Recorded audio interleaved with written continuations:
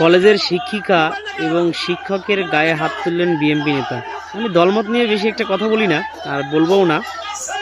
Just আমি এতটুকুই বলবো যে একজন মহিলা মানুষকে জুতো দিয়ে পিটানো আর তার চুল ধরে টানা, রক্ত বের করে দেওয়া মুখের থেকে, এটা কেমন পুরুষ বা কিসের নৈতিকতার মধ্যে পড়ে? কোনো পুরুষ কি কোনো মহিলাকে এভাবে মারতে পারবে? এটা কোন নৈতিকতা, এটা কোন আইন, এটা কিভাবে আসে? আমি তো এটা মাথায় কাজ করে না।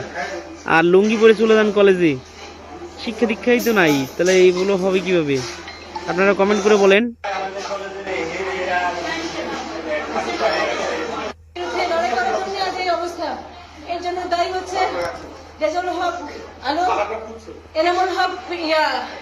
এনামুল হক ভারপ্রাপ্ত ছিলেন, যে মুখলেসুর রহমান কমিটির কনভেনর ছিলেন, আর শফিকুর রহমান ম্যানেজমেন্ট, আর খণ্ডকালীন যেটা খণ্ডকালীন নিয়ে আছে রুস্তম আলী টাকা দিতে না পারার জন্য ওই সবাইকে উস্কানি আরো দিয়ে সবাইকে নিয়ে সেই অবস্থা করলো আমাদের। ওনাকে টাকা দিতে হয় প্রতি মাসে মাসে, প্রতি মাসে ওনাকে টাকা দিতে হয়।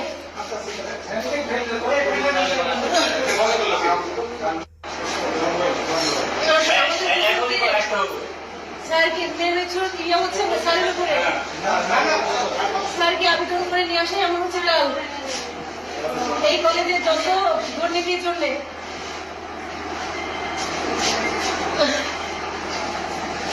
আমি সাংবাদিক ভাই আপনাদেরকে বলছি,